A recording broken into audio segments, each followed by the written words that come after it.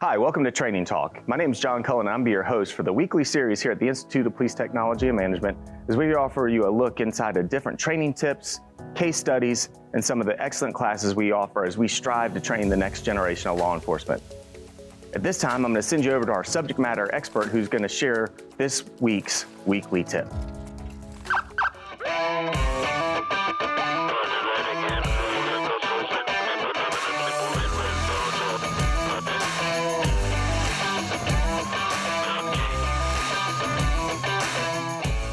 So in today's video, we're going to be showing you the best way to physically use our cameras and record the luminol scene.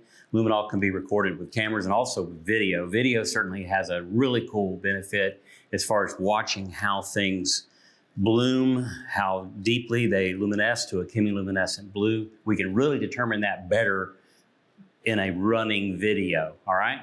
But that's when we're walking through a scene or whatnot. Once we've discovered something that's really significant to us, like the possible footwear pattern, now it's time to physically take a photograph of it. So if you have, this is all about photography of video. We do have another video where we get into actually how video works. I'm sorry, how luminol works.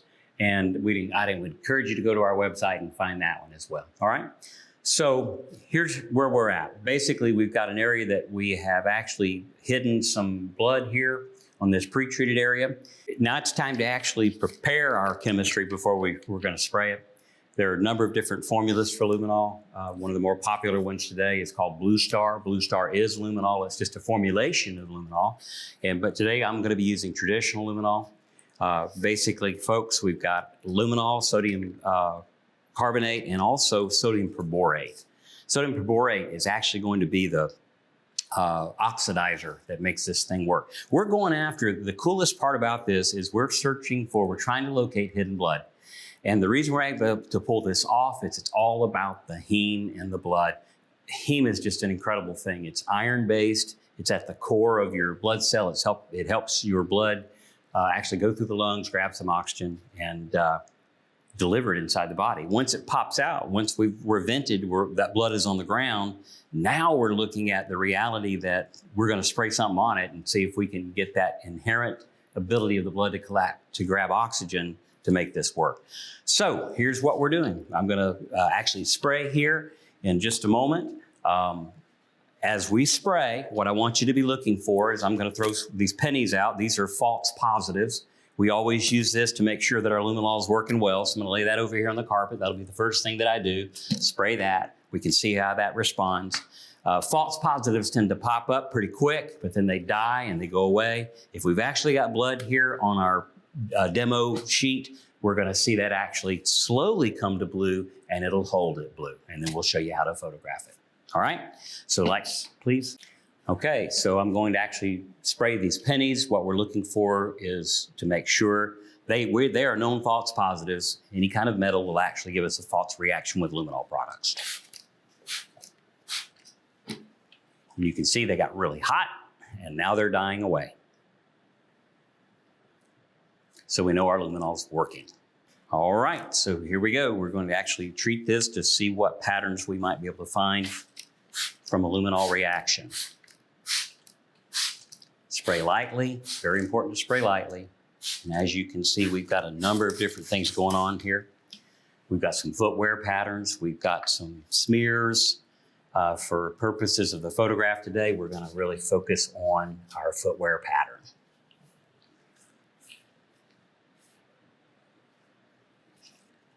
All right, so once we've actually discovered the area that it's important to us that we are going to try to photographically record, before we even go to that next step, we need to make sure that we're actually dealing with blood because luminol products can give us a false positive. So I'm actually testing that blue area. It's a pretty simple test. This isn't about phenolphthalein today, so I'm not going to tell you a lot about that, but I can tell you that it has no false positives. 3-step test. I've swabbed here on my filter paper, wearing gloves, put a drop of alcohol on there. All the alcohol is going to do is break down the blood a little bit more, make that peroxidase activity a little bit more available. And then I'm going to come in with the phenolphthalein. This is reduced phenolphthalein. And I'm actually going to Put just a drop on there, 1 drop, all right? The important thing is that I wait 5 seconds just to make sure that I don't have any kind of early reaction. We're good, we're good, we're good. And then I'm gonna hit that now with hydrogen peroxide. And it might be difficult for you all to see, but I have a nice pink reaction, which happened in less than 5 seconds. So now I know that I'm working with blood, and it's time to take that photograph.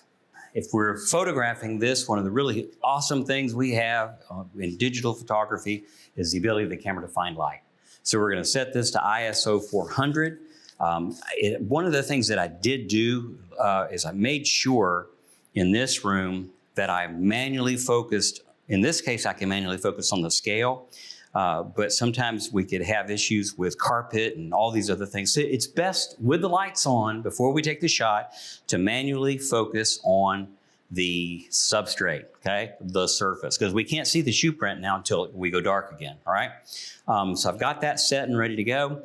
Meter-wise, kind of important for our meter to actually be in spot metering mode. And the reason for that is sometimes our scale can actually be a little bit brighter than the luminol. So we want the camera, I've got my camera centered over the shoe, the scale is off to the right, so I'm in spot metering mode. It's only looking at a small part of the area, maybe 3 or 4 pixels as far as the megapixels on the camera. We're ready to take our shot. We're metered in spot. I'm gonna shoot this in program mode because the camera is capable of metering up to 30 seconds on its own, all right? I'm at ISO 400 and f-stop is going to be chosen by the camera in program mode. All right, so we need to spray it one more time so the camera can see what we're doing. Okay, once I've got that, I'm just gonna release the shutter.